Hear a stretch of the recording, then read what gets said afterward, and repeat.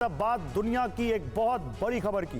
क्या 2024 एक नए अरब इजराइल युद्ध का गवाह बनने जा रहा है? क्या हमास के साथ मिलकर इराक, सूरिया और लेबनान जैसे देश इजराइल के खिलाफ 1948 की तरह जंग छेड़ने वाले हैं? आशंका के ऐसे बादल पश्चिम एशिया के ऊपर मंडराते दिख रहे हैं। इजराइल पर शनिवार को 7 अक्टूबर के बाद दूसरा सबसे बड़ा हमला हुआ है। हमले में कई मासूम बच्चों की मौत हो गई। इजराइल के कई इलाके रॉकेट, ड्रोन और मिसाइल से दहल उठे। इजराइल हिजबुल्लाह पर हमले का आरोप लगा रहा है और बदले की धमकी दे रहा है। हिजबुल्लाह हमले में भूमिका से इनकार कर रहा है और इजराइल को ही अटैक का जिम्मेदार मान रहा है। लेकिन इस हमले के पीछे अब रूस और सीरिया का कनेक्शन भी सामने आ रहा है। ये बहुत इंपॉर्टेंट रिपोर्ट है, आप इस एक्सक्लूसिव रिपोर्ट को ध्यान से देखिए।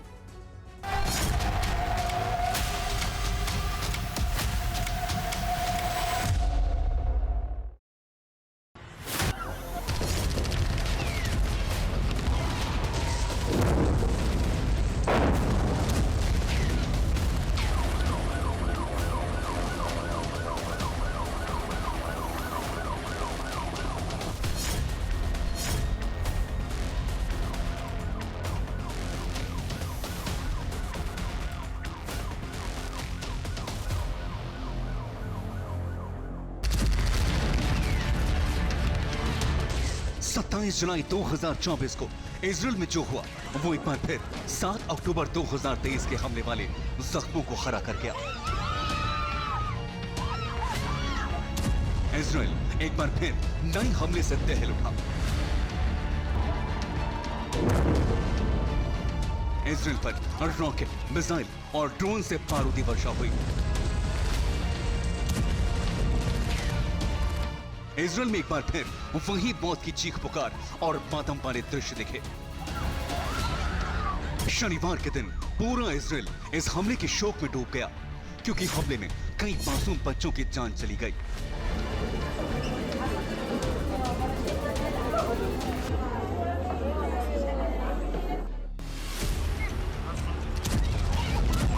ये हमला इजराइल के गोलान हाइट्स इलाके में हुआ। यहां के बज़ अल शम्स में फुटबॉल स्टेडियम पर रॉकेट गिरे और मासूमों को मौत की नींद सुला गए। हमले की जो तस्वीरें सामने आई हैं वो भयभीत करने वाली हैं।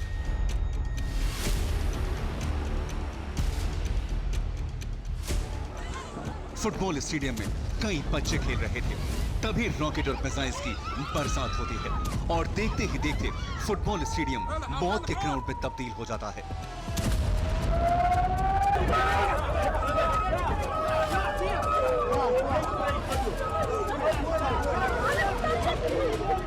टाइम्स ऑफ इजराइल के अनुसार हमले में 12 बच्चों की मौत हुई है, जबकि कई घायल हैं।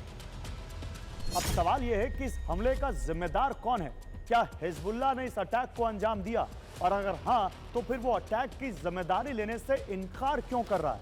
क्या उसको इजराइल से बदले का डर है?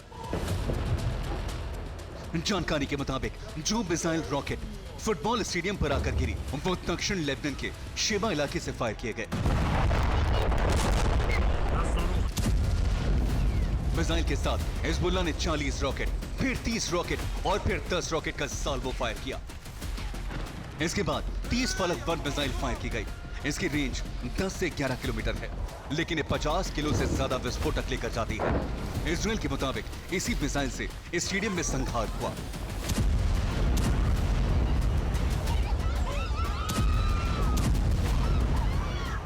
इजराइल पूरी तरह हमले के लिए हिजबुल्लाह को जिम्मेदार ठहरा रहा है और उसने बदले की तैयारी शुरू कर दी है।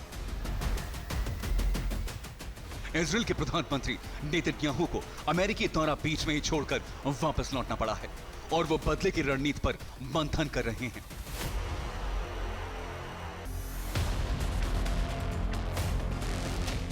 रिपोर्ट्स के मुताबिक इजराइल हिजबुल्लाह पर बड़े हमले की तैयारी कर रहा है। इजराइल लेबनान के खिलाफ ग्राउंड ऑपरेशन शुरू कर सकता है। हिजबुल्लाह से घर में घुसकर बदला लेने की तैयारी है। इजराइल का दावा है कि हिजबुल्लाह ने हमले के लिए इजराइल को ही कटघरे में खड़ा कर दिया है।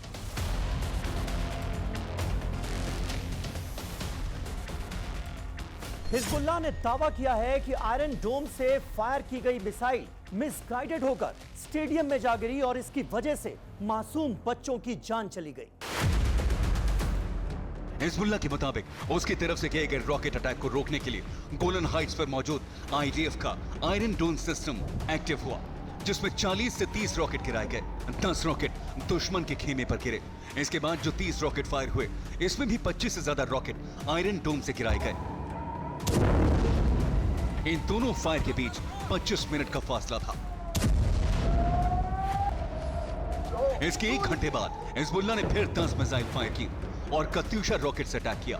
इस अटैक को इंटरसेप्ट करने के लिए फायर की गई आयरन डोम की एक मिसाइल मिसगाइड हुई।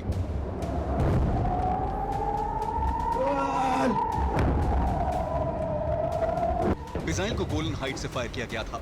यह मिसाइल लेबनान बॉर्डर में दाखिल होने के बाद फिर इजराइल की तरफ मुड़ी और स्टेडियम में जाकर गिरी, जिससे तबाही हुई।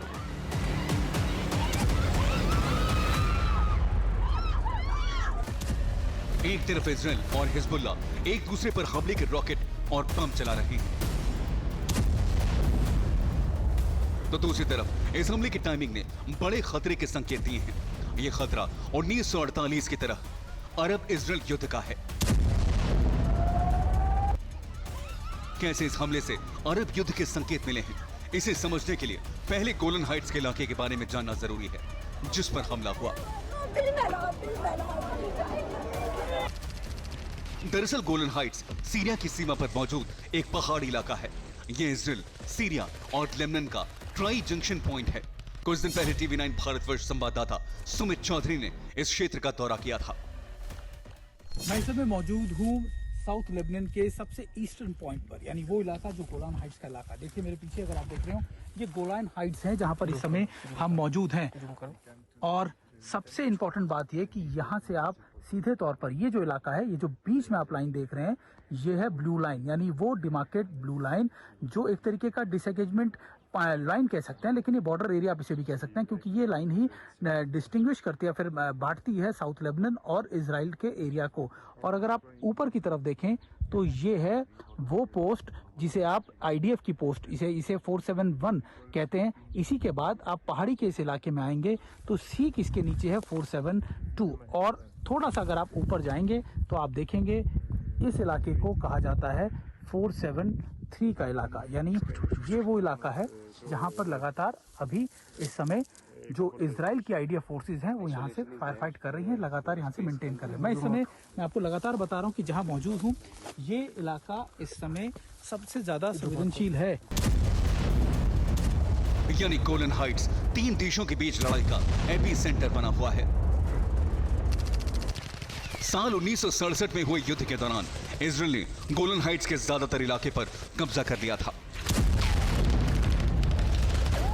इसके बाद 1981 में गोलन हाइट्स को अपनी सीमा रेखा में मिलाने का ऐलान कर दिया, यानी मौजूदा समय में गोलन हाइट्स पर इजराइल का अवैध कब्जा है।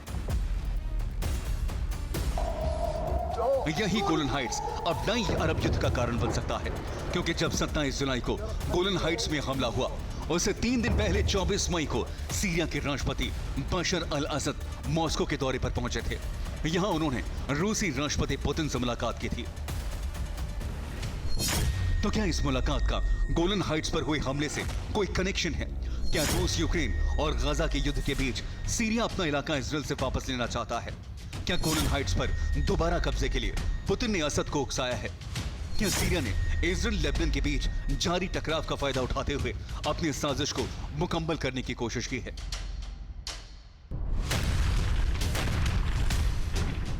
ये सवाल यूं ही नहीं है।